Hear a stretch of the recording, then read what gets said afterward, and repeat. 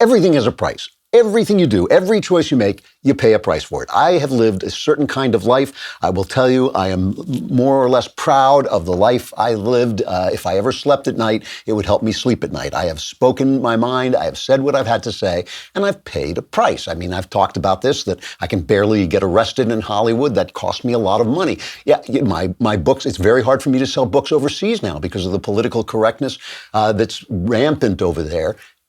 I paid a price. But on the other hand, I know the guys who didn't speak their mind. I know the guys who kind of looked at their shoes and said, oh, I don't want to say anything. It's going to cost me. They still have jobs in Hollywood. I look in their eyes. I know they paid a price too. Some prices you can see, some prices you can't see. But every decision you make is a price.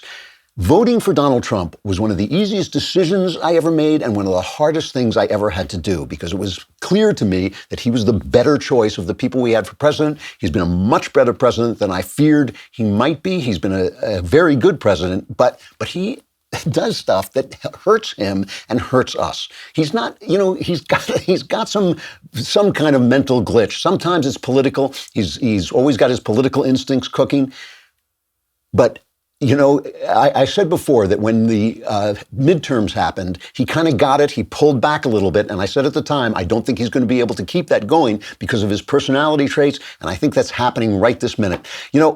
The guy has been a good president. A lot of never-Trumpers say, well, all his achievements are temporary. Sure, he lowered taxes, but the Democrats will come in, they'll just put the taxes back. Yes, he cut regulations, but he didn't get rid of the regulatory agencies, so they'll just put the regulations right back.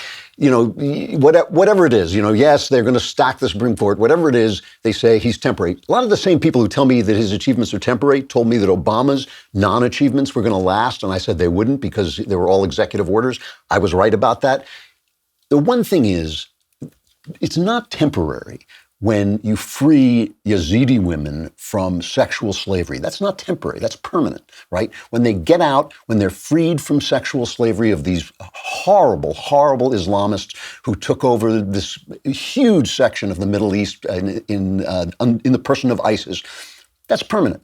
When a guy gets a job, I was just out in Pennsylvania where so many of the coal mines and the steel mills closed and so many people were put out of work and so many families were disturbed and all that addiction happens because men especially are unemployed. Now the frackers are there and people are coming back and the jobs are coming back and Trump has done a lot of this. And that stuff, when you give a man his dignity back, when you give him his employment back, when you give him his pride back and he can sit with his family and know he's supporting his family, that's not temporary. And, they talk about in the economics, they talk about bubbles. Oh, well, it's just a bubble. If a bubble lasts for a long period of time, because life is short, like if a bubble lasts for 25 years, for 30 years, a man can have an entire career and build up his savings and build up a retirement fund in that time. That's not temporary. That's not a bubble. After a while, nothing lasts forever. So some of the stuff that Trump has done has been incredibly important. And when you're sitting in a think tank and you're thinking about the abstract future of the nation,